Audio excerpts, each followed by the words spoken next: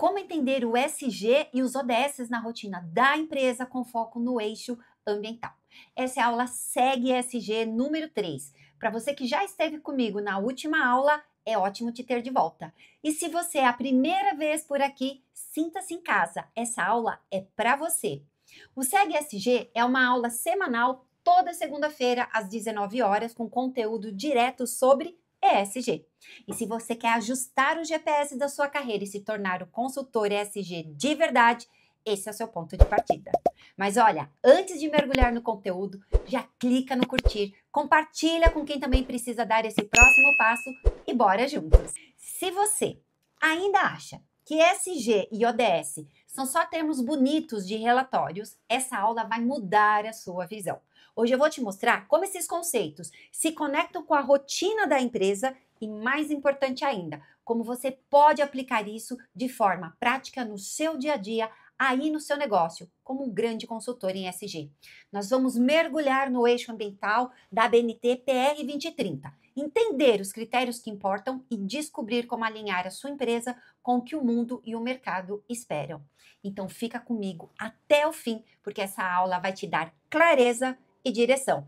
Bora para nossa aula 3? Vou compartilhar então a minha tela com vocês. E já estamos aqui com a nossa aula, a aula 3 do Segue SG, como entender o SG e os ODS na rotina da empresa. Quando a gente fala de SG, eu estou falando de 3 pilares ou 3 eixos, ambiental, social e governança. A aula de hoje, ela vai ser específica do pilar ambiental. Então, você já sabe que as próximas aulas te esperam com o pilar social e o pilar governança. E eu te espero comigo nas próximas aulas. Então, vamos lá. Estou falando aqui, então, de como entender. Veja, a gente está falando de 2 documentos da ABNT PR 2030 e Objetivos do Desenvolvimento Sustentável. Então, nós vamos começar aqui na ABNT PR 2030, falando do quê? Do eixo ambiental. Mas vamos lá. Quando a gente fala do ambiental, do que eu estou falando? Bom, estou abrangendo os recursos naturais e energéticos utilizados pela organização e os impactos decorrentes da sua operação. Ou seja, no dia a dia da empresa, na rotina da empresa, seja ela independente de que setor ou de porte, o que ela pode impactar com as suas operações. Impactos esses que podem ser positivos ou negativos. Inclui aí a gestão de resíduos, emissão de efluentes líquidos ou efluentes gasosos, além dos riscos e das oportunidades relacionadas ao clima. A gente sempre vai dar um olhar maior focado à questão de riscos e oportunidades que o ESG está trazendo para o empreendimento. A gente considera aqui também o ciclo de vida dos produtos e serviços e a sua influência direta e indireta no meio ambiente e na biodiversidade. Então, a PR 2030, ela traz aqui alguns eixos, né? Ou melhor, alguns temas. Então, quando a gente fala do eixo ambiental, quais temas a BR 2030 traz para nós? Mudanças climáticas, recursos hídricos, biodiversidades e serviços ecossistemas, economia circular e gestão de resíduos e a gestão ambiental e prevenção de poluição. Mas, Pri, são só esses temas que a gente pode trabalhar? Não, não apenas. Esses são temas que a ABNT, a PR 2030, traz para te direcionar, para facilitar o teu olhar. A partir desses temas, ela abre em critérios, ou seja, para mudanças climáticas, o que eu posso prestar atenção? Ou melhor, quais os critérios que eu devo observar? Ok? Então, vamos voltar agora para cada um aqui no seu passo a passo. Então, mudanças climáticas. Em mudanças climáticas, ela coloca que a gente deve de prestar atenção, ou pode prestar atenção melhor, em mitigação das emissões de gases de efeito estufa, adaptação às mudanças climáticas e eficiência energética. Galera, mudanças climáticas é algo que o mundo inteiro está falando. O Brasil vai trazer agora, né? Está recebendo agora em novembro a COP30. O mundo está preocupado. Por quê? Porque todos nós, independente se é um país desenvolvido ou em desenvolvimento, nós todos estamos sofrendo os impactos e as consequências dessas alterações climáticas. Por isso, esse é um tema extremamente relevante para você aí na empresa olhar com bastante carinho. Então, quando eu falo aqui em mitigação de gases de efeito estufa, eu posso, por exemplo, trabalhar aqui o quê? Estabelecer um sistema para mensurar e reportar os níveis de emissões de gases de efeito estufa, e a gente tem ali, né, aquela questão do escopo 1 e 2, ou acrescentar também o escopo 3. Então, como é que você vai conseguir os dados, as informações, para poder fazer o seu relatório de, ou melhor, o seu inventário de emissões de gases de efeito estufa? Então, eu preciso estabelecer uma sistemática de como mensurar e depois reportar. Uma outra forma prática da gente estar trabalhando isso no empreendimento é mapear os riscos e as oportunidades que possam advir das mudanças climáticas para o nosso negócio, estabelecendo estratégia e gestão de risco. Então, se eu tiver uma grande alteração na temperatura, né? Uma alteração brusca aí no clima, que consequências isso pode trazer para o meu negócio? Será que o meu negócio depende de uma agricultura? Depende de um produto, de uma safra? Se tiver muito chuva, se tiver um calor intenso, uma seca prolongada, o quanto isso afeta diretamente o meu negócio? É esse o olhar que a gente precisa ter. Adaptação às mudanças climáticas. Então, me adaptar. Como é que eu vou me relacionar com as mudanças climáticas? Então, aqui exemplos de algumas práticas que nós podemos ter. Levantar as informações disponíveis sobre os possíveis cenários de ameaças e mudanças climáticas para a organização e elaborar um plano de adaptação para a organização que reúne informações sobre medidas de adaptação identificadas. E aí, gente, é claro, toda vez que eu falo de elaborar um plano, né? Toda vez que a gente tem ali a preocupação, vou elaborar um plano, o que eu preciso me preocupar? Quem são os responsáveis? Qual é o tempo, né? Qual é esse cronograma deste plano? Precisa de um budget? Precisa da gente já separar um valor? Temos esse valor em caixa ou precisamos ainda desenvolver? Da onde que vai vir esse valor? Então, toda vez que a gente fala em plano, lembra daquela ferramenta 5W2H. Vai ajudar bastante. E aí a gente vem para um próximo item que é eficiência energética, né? Que práticas que a gente pode trabalhar dentro do empreendimento? Considerar o uso de tecnologias e adotar projetos que incorporem a eficiência energética na concepção e priorizar a aquisição de produtos que tenham melhor eficiência energética. Gente, claro, o que a gente está trazendo aqui para vocês são exemplos, não são os únicos exemplos, existem diversos outros e muitas vezes nem todos os tópicos podem servir para a sua empresa, mas com certeza vai te dar um norte do que você pode também melhorar aí no seu dia a dia, na sua rotina. Vamos aqui então agora para outro tema. Falamos do tema de mudanças climáticas, agora a gente vai trabalhar recursos hídricos. Então, dentro de recursos hídricos, quais os critérios, quais os detalhamentos que a gente pode ter? Uso da água. Então, em uso da água, a gente pode trazer aqui, mapear a demanda de água da organização e implantar projetos de reuso e reaproveitamento de água. É sempre importante a gente lembrar que água é um recurso nobre, é um recurso escasso. Pode ser que o seu empreendimento esteja aí num local onde não tenha falta de água, não dependa de rodízio de água, mas mesmo assim a gente tem que ter em mente o quanto esse bem ele é escasso e importante. Outro tema dentro de recursos hídricos, né, outro critério é gestão de efluentes. Então, quando eu falo em gestão de efluentes, que práticas que eu posso estar pensando? Primeiro, operar de acordo com a legislação aplicável. Isso daí a gente não tem nem que discutir, né? É a lei e a lei serve para todos. E a partir daí, a gente pode pensar em, por exemplo, adotar padrões voluntários de controle ambiental mais restritivos. Então, vamos lá um exemplo. Digamos que a legislação diga que para um determinado parâmetro você tem que atingir até, sei lá, 10 miligramas por litro. Você pode trabalhar com algo mais restritivo, 8 miligramas por litro, por exemplo, tá? E sempre, né, eu gosto muito dessa questão que é avaliar a adoção de soluções baseadas aí na natureza, para a gente sempre se inspirar na natureza. Outro tema é biodiversidade e serviços ecossistemas. E aqui, de novo, existem atividades que estão diretamente ligadas a este tema. Então, por exemplo, atividades relacionadas à área costeira, atividades relacionadas ao uso do solo, certo? Então, se eu estou falando de um setor como, por exemplo, agropecuária, este com certeza é um tema bastante relevante para vocês. Dentro desse tema, então, que critérios a gente pode trabalhar e trazer aí alguns exemplos práticos, certo? E antes, trazendo aqui, ó, até deixei aqui uma ressalva. Quando a gente fala em serviços ecossistêmicos, o que é isso? São serviços, né, os benefícios relevantes para a sociedade gerados pelos os ecossistemas. Eu até fiz uma brincadeirinha aqui, não sei se vocês prestaram atenção, né? Coloquei uma abelha por conta do grande serviço ecossistêmico que ela traz para a sociedade, né? Para a comunidade, o meio ambiente de uma forma geral. Então vamos lá.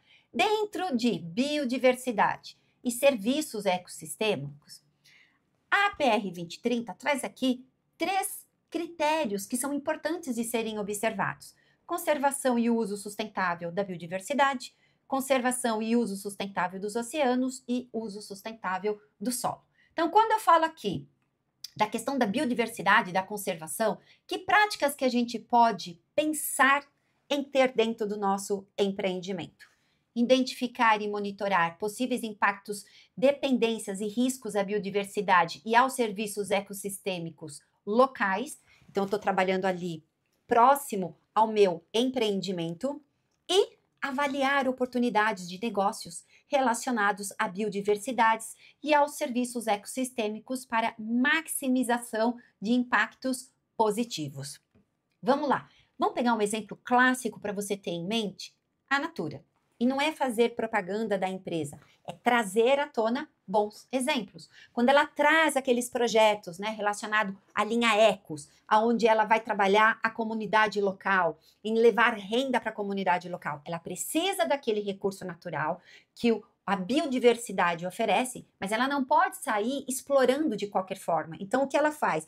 Ela trabalha uma exploração que seja de forma sustentável, trabalhando ali a comunidade local, gerando renda, gerando conscientização, de forma que todos esses players, que todas essas partes interessadas, todos esses stakeholders ganhem com esta atividade. É esse olhar que você precisa ter. Então, se você tem uma atividade ali relacionado à área costeira, por exemplo, você pode trabalhar com a comunidade ribeirinha, comunidade próxima aos manguezais, certo? Sempre tendo este olhar.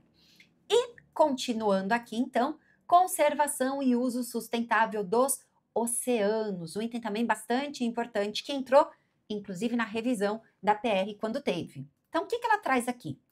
Algumas atividades práticas, alguns exemplos práticos de como implementar este critério. Implementar sistemas de coleta e reciclagem de plásticos. O plástico hoje é um grande vilão para esse ecossistema, que são os oceanos, que é o oceano. Promover a pesca sustentável e considerar em projetos de execução de empreendimentos em áreas costeiras a sensibilidade, a vulnerabilidade do sistema costeiro. Gente, de novo, aqui a gente está sempre falando em você trazer um a mais. Se você está passando, por exemplo, se o seu empreendimento é uma atividade licenciada, como a grande maioria, e tem uma exigência técnica, você faz lá o estudo de impacto ambiental ou um relatório mais simplificado, mas isso já está contemplado, isso não é SG. Isso aí é o quê? Você está atendendo a uma exigência técnica, atendendo a uma legislação. No SG é quando a gente vai além. Cuidado para não ter essa confusão que é muito comum do pessoal ter, ok? E trazendo aqui o último critério deste tema, uso sustentável do solo. Lembra que eu falei? Para quem é da área do agronegócio, por exemplo, isso daqui é extremamente importante e relevante. Então, alguns exemplos práticos. Participar de arranjos locais e regionais para evitar degradação e desmatamento, por exemplo. controlar e monitorar ou exigir dos seus fornecedores o uso adequado de agrotóxicos, fertilizantes, inoculantes e afins. Percebam aqui que a gente traz, olha aqui, ó, um stakeholder importante, seus fornecedores. Então, aqui a gente começa a trabalhar também o quê? A cadeia de suprimentos, né? Toda essa cadeia de valor que existe dentro do empreendimento. E aí, assim, a gente termina aqui esse tema que é biodiversidade e serviços ecossistêmicos. E temos ainda dois temas bastante importantes e relevantes, né? Que gera aí um grande burburinho, que é economia circular e gestão de resíduos, e gestão ambiental e prevenção da poluição. E de novo, galera, cuidado. Quando a gente fala aqui em gestão de resíduos, é ir além do que diz a legislação. A gente tem hoje no país uma legislação muito clara que abrange todos os empreendimentos, independente do setor e porte, que é o quê? Política Nacional de Resíduos Sólidos, onde ela traz ali já a questão do gerenciamento de resíduos. E quando a gente fala de gestão ambiental e prevenção à poluição, de novo, cuidado para não confundir com aquela obrigação legal que a atividade, o empreendimento tenha. Então vamos lá. Economia circular e gestão de resíduos.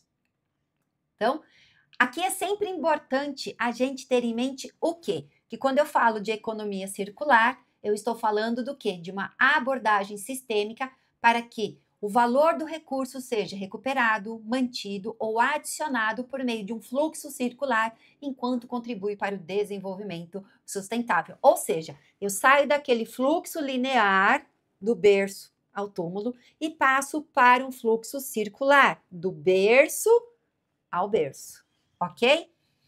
Quais critérios este tema, economia circular e gestão de resíduos, é trazido na PR 2030?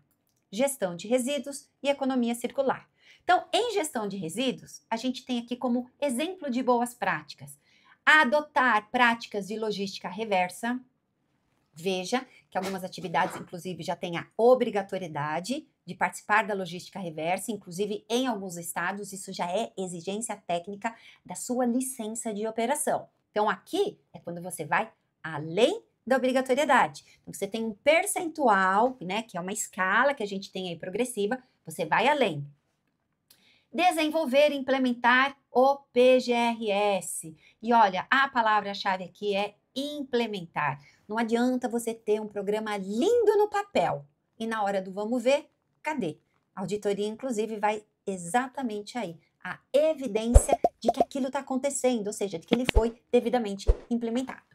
E desenvolver mercado para absorção dos seus resíduos. Será que, de repente, o teu resíduo, ele pode servir de matéria-prima para alguma outra empresa? Ele pode substituir parte ou integralmente a matéria-prima ou uma determinada situação, às vezes dentro do seu próprio negócio ou em outro negócio, em outra atividade. E aí, olha só, aquilo que você pagava para dispor, pagava para fazer o tratamento, pode ser que eventualmente você comece a receber um valor justamente por servir de matéria-prima para outro empreendimento. Fica aí a dica para vocês. E economia circular? E o Brasil passou recentemente pelo Fórum Mundial de Economia Circular. Eu participei, foi muito importante. Trouxe ali diversos insights e exemplos muito interessantes. Que práticas que a gente pode desenvolver dentro do nosso empreendimento? Desenvolver produtos que contemplem diferentes formas de recirculação dos recursos em uma perspectiva de ciclo de vida. Lembra? Sai do ciclo linear e vai para o ciclo circular. E existem boas outras referências no mundo, como a Fundação McCarthy. Então fica aí também uma dica para vocês estarem olhando. Priorizar o uso de materiais renováveis, restaurados, reciclados, recondicionados, remanufaturados ou materiais não contaminados. E, por último, utilizar aqui plataformas colaborativas. O que é interessante da gente perceber aqui, dentro deste critério? Que a gente consegue abranger diversos setores, diversos portes. Então, trazendo aqui algumas considerações, algumas pontuações super importantes. Hoje, um setor que é muito, eu vou dizer penalizado, mas enfim, gera um grande volume de resíduo é a área têxtil. né? E hoje a gente tem percebido muito o que dentro do mundo da moda, né? Para a gente ter aqui de exemplo, o uso de plataformas colaborativas. Então a gente percebe que não apenas a indústria, quem fabrica a roupa, né, o vestuário, mas também o comércio. Grandes lojas, grandes players do mercado já estão trabalhando a questão das plataformas colaborativas. Para quê? Para se evitar que roupas que ainda possam ser usadas, materiais que ainda possam ser utilizados, vão para o lixo. Então, eles podem servir aí para desenvolvimento de novos projetos, muitas vezes até projetos sociais. Então, fica aí uma grande dica para vocês. E, continuando aqui, indo para o último tema deste eixo, e não menos importante, a PR 2030 traz aqui alguns critérios para a gente estar trabalhando dentro do empreendimento. Então, vamos lá. Quais são esses critérios? Gestão ambiental, prevenção da poluição sonora, incluindo aqui ruído e vibração, qualidade do ar relacionado à emissão de poluentes, gerenciamento de áreas contaminadas e produtos perigosos. A gente percebe aqui, né, vamos voltando aqui mais próximo de você, a gente percebe que este tema, de certa forma, ele circula por outros temas já mencionados. Por exemplo, quando eu falo em gerenciamento de áreas contaminadas, estou falando do quê? Biodiversidade, uso do solo. Quando eu falo aqui de produtos perigosos, eu também estou falando de gestão de resíduos, resíduos classificados como perigosos. Quando eu falo aqui qualidade do ar, de certa forma, eu também estou falando de mudanças climáticas. Então, a gente percebe que está tudo muito interligado. Mas vamos ver cada um agora. Quais são os exemplos práticos para a gente pensar no empreendimento para cada um desses critérios? Então, quando eu falo em gestão ambiental, a gente pode trabalhar aqui esses exemplos. Identificar aspectos das atividades, produtos e serviços da organização que podem resultar em impactos ambientais significativos. Nossa, Pri, isso aqui me lembra muito a ISO 14001, levantamento de aspecto e impacto? Sim, exatamente. Quais são os impactos ambientais que a atividade pode gerar, certo? E, a partir daí, estabelecer e monitorar os indicadores de desempenho. Isso aqui é super importante, que é para a gente poder entender qual foi a nossa evolução dentro dessa gestão ambiental, dentro da gestão desses aspectos e impactos da empresa. Será que dá para a gente mudar alguma coisa no processo produtivo, na rotina operacional do empreendimento? Outro critério, prevenção de poluição sonora. Então, aqui a gente está falando do quê? Ruído e vibração. Quais exemplos práticos que nós temos? Realizar as inspeções e manutenções periódicas preventivas e corretivas nos processos produtivos, máquinas, equipamentos e veículos. Percebam aqui que não é simplesmente no processo produtivo, ali no processo fabril, mas também equipamentos, às vezes, que a gente pode ter.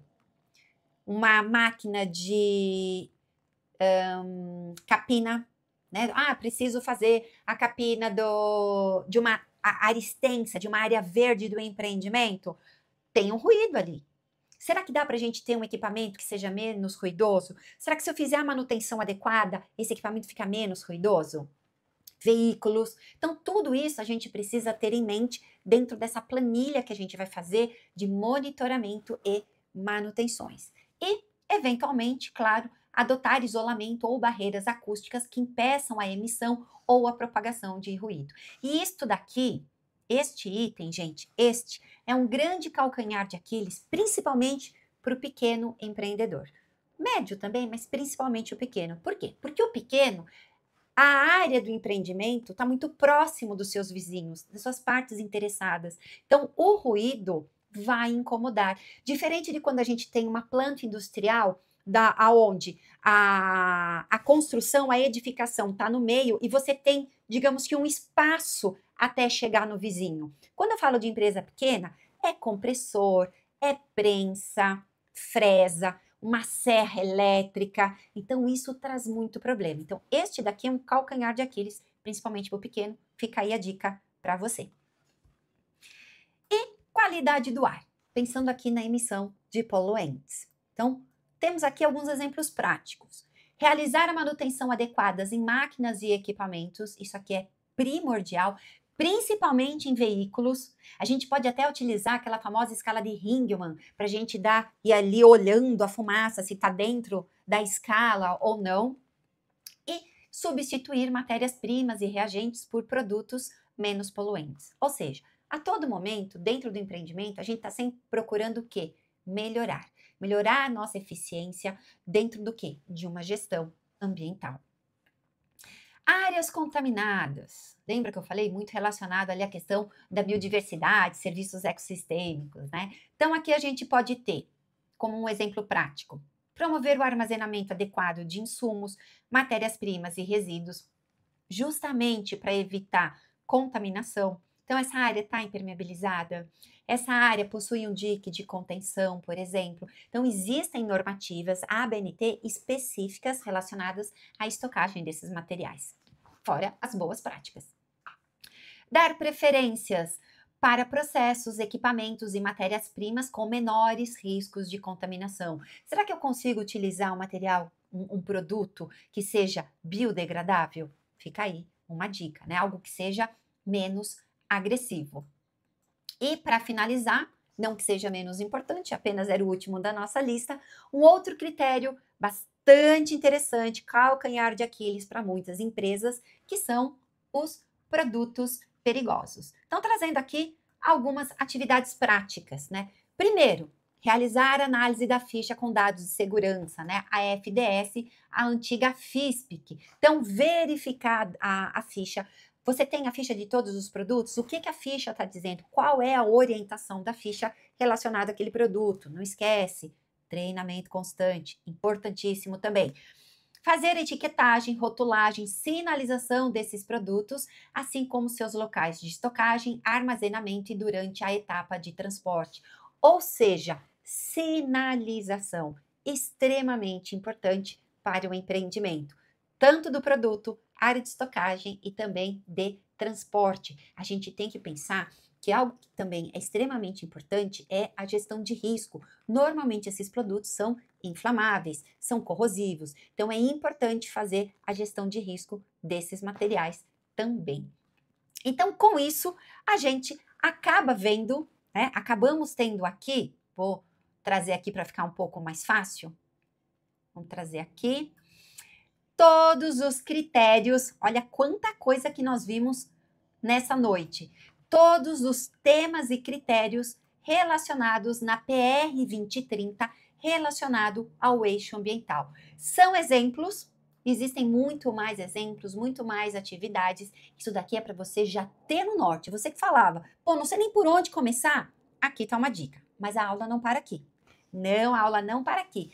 Vimos o ESG na rotina do empreendimento. E agora, como é que eu faço o link disso tudo que nós vimos aqui do lado com os ODS? Vamos lá, é a próxima etapa aqui da nossa aula.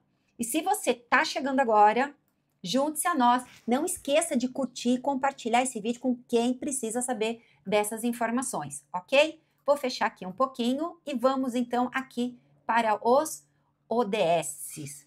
Bora lá. Bom, tenho quase certeza que a maioria já ouviu falar nessa sigla, ODS, Objetivos do Desenvolvimento Sustentável. E isso tem sido falado constantemente de uma relação direta com o ESG. Então vamos lá. Quando que surge os ODS? Surge em 2015, na revisão dos Objetivos do Milênio. Olha, vamos colocar aqui, objetivo, na revisão dos Objetivos do Milênio. Ok. E aí, então, nessa revisão dos Objetivos do Milênio, que eram 8 objetivos, a gente passa a ter, então, 17 objetivos, que vai do 1 ao 17, trabalhando aqui diversos setores, né? Diversas áreas. Então, esses 17 temas, já fiz até um resuminho aqui para você. Ele tem qual foco? Vou deixar aqui menorzinho para ficar melhor para vocês lerem, né? Qual o foco aqui dos 17 objetivos? É um apelo global à ação mundial para acabar com a pobreza, proteger o meio ambiente, o clima e garantir que as pessoas em todos os lugares possam desfrutar de paz e prosperidade. E isso é muito nítido quando a gente volta aqui e verifica os 17. Então, a gente percebe a questão da população, erradicação da pobreza, igualdade de gênero, a questão da educação, a questão ambiental, como energia limpa, como água potável, consumo e produção responsáveis. Então, a gente percebe uma grande evolução no conceito de quando eram os objetivos do milênio, que nós tínhamos apenas 8 objetivos, e eles foram desenvolvidos num outro momento que o mundo vivenciava, e agora, então, ampliado para esses 17 objetivos. Esses 17 objetivos geraram 169 metas. O que são essas metas, Pri? Então, vamos lá. São tarefas a serem cumpridas pelos governos, a sociedade civil, o setor privado e todos os cidadãos na jornada coletiva para um 2030 sustentável. Por isso que é muito comum, né? É exatamente por conta dessa definição, cadê? Que tá aqui, ó, aqui do lado dessa definição, que a gente percebe muitas empresas fazendo o link do ESG com os ODS. Então, isso é super relevante e super importante. Por quê? Porque a gente está ajudando o nosso país também a atingir essas metas, ok? Então, Pri, e aí, como é que eu faço? Por onde eu começo? Não faço a menor ideia de como fazer esse link. Ótimo, a cola está pronta, vem comigo que eu vou mostrar para você. Trouxe aqui 10 exemplos. E, de novo, gente, esses são exemplos não exaustivos. Ou seja, pode ser que esses 10 sirva para o seu empreendimento ou apenas alguns, ou sirva de inspiração para você se adequar, para você se adaptar aí no seu empreendimento, tá? E por que isso daqui é importante? A gente já falou na aula lá atrás. Porque hoje o seu cliente pode cobrar isso de você, o banco pode cobrar isso de você, empresas para quem você venda, né, tenha um relacionamento mais próximo, também pode cobrar isso de você, ok? Fora sociedade, população. Então, vamos lá. Eu trouxe aqui vários exemplos. Deixa eu fechar minha cola para a gente vendo um a um aqui. Então, vamos lá, gente. Como eu falei, não tem assim um ODS específico. E olha, é legal que aqui a gente tá com a tabelinha dos ODSs. Um erro comum. O pessoal pega aqui o ODS, deixa eu botar aqui na tela mais. O pessoal pega aqui esses ODSs e começa. E o que eu vou fazer no ODS 1? Agora eu preciso fazer o ODS 2, o ODS 3. E transforma isso em algo engessado. Não faça isso. Não é a melhor dica. A melhor coisa é você olhar para esses ODSs, olha aqui para todos esses ODSs e perceba aonde a tua atividade tem maior sinergia, ok? Então, vamos lá. Um exemplo. Se eu estou trabalhando com eficiência energética, que é o ODS 7, o que eu posso trabalhar no empreendimento? Instalar painéis solares ou sistema de automação para reduzir o consumo de energia elétrica. Ok, estou contribuindo ali com uma meta. Outro exemplo, gestão hídrica, o ODS 6, água potável e saneamento. Lembra que eu falei? Água é um recurso escasso, extremamente importante. Então, o que eu posso trabalhar aqui? Implantar sistemas de reuso de água ou captação de chuva para limpeza e processos industriais. Então, será que existe a possibilidade de, em vez de eu usar uma água limpa, tratada, uma água às vezes que vem de um poço profundo, e reutilizar água, fazer a captação da água de chuva ou fazer um pequeno beneficiamento numa água do processo de forma que eu possa reutilizar? Além de eu estar economizando um recurso escasso, eu também estou tendo uma economia financeira. Por quê? Porque eu não vou, por exemplo, pagar lá para a empresa que fornece a água do abastecimento público. Então, tudo isso daqui é importante da gente estar analisando. Outro exemplo, ODS 13, ação contra a mudança do clima, neutralização de carbono. Olha aqui que coisa interessante. Então, como é que eu posso trabalhar isso no empreendimento? Compensar as emissões de CO2 com reflorestamento ou compras de crédito de carbono certificados.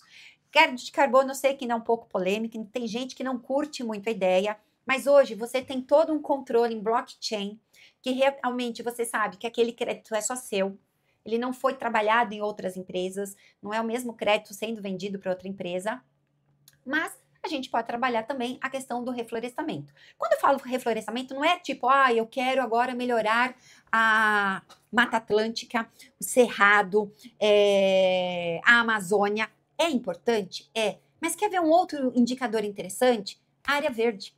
Será que no município onde você está aí implantado, qual é o índice de área verde? De repente, você pode trabalhar a neutralização de carbono, contribuindo com praças e jardins no seu município, dentro do seu empreendimento, se for possível. Então é interessante a gente sempre abrir a mente, abrir o olhar para as diversas possibilidades.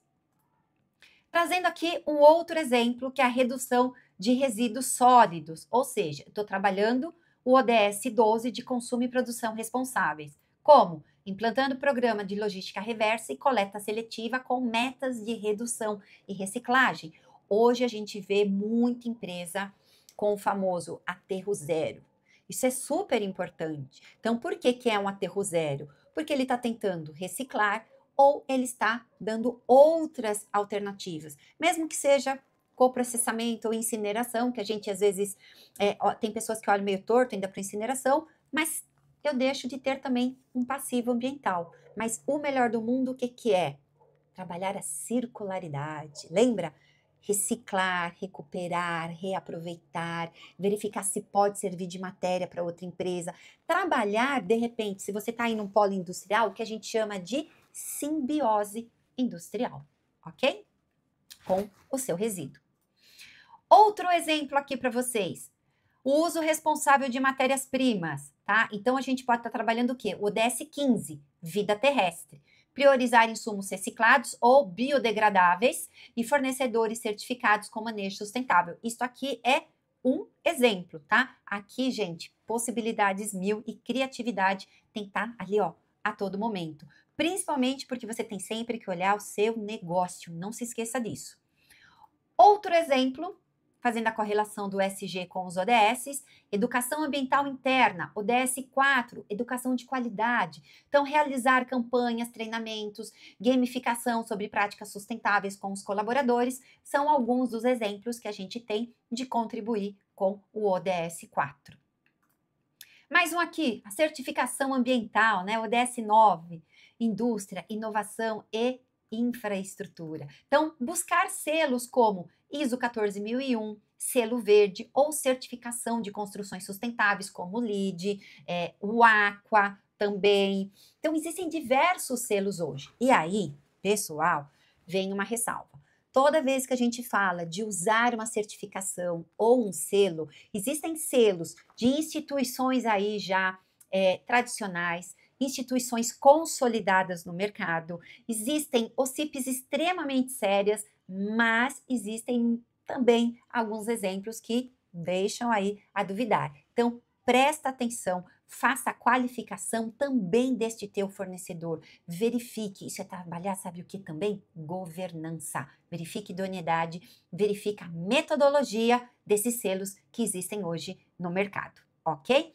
E continuando aqui com os nossos exemplos, olha aqui, compras sustentáveis. Esse aqui é um tema bastante interessante e que hoje, inclusive, tem muita empresa trabalhando isso na sua cadeia de suprimentos, tá? A questão de compras sustentáveis. A área de saúde é um bom exemplo de que vem trabalhando fortemente isso, tá? Os grandes players do mercado. Então, adotar critérios ESG e ambientais para a escolha de fornecedores, priorizando os locais e também com boas práticas. Quando a gente fala priorizar locais, é tentar, na medida do possível, fazer a compra de empresas que estejam próximas ao seu empreendimento. Por quê? Porque a gente está trabalhando questão de mudanças climáticas, diminuir a emissão de gases.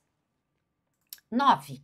Monitoramento de emissões de poluentes, ODS 11, cidades e comunidades sustentáveis. Então, que exemplo que a gente pode trazer aqui?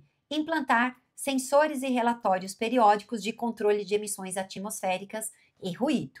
E, para finalizar aqui a nossa aula, inovação em produtos sustentáveis, né? ODS 9, que a gente já falou, que é indústria e inovação, e o ODS 12, consumo e produção responsável. O que a gente pode trabalhar? Desenvolver produtos com menor impacto ambiental, recicláveis ou que promovam economia de recursos para o cliente. Então, esses daqui são alguns exemplos de como você pode, aí na sua empresa, trabalhar a questão dos ODS e do ESG. Extremamente importante e super interessante de vocês fazerem toda essa correlação. É obrigatório? Não, mas é uma excelente prática, tá?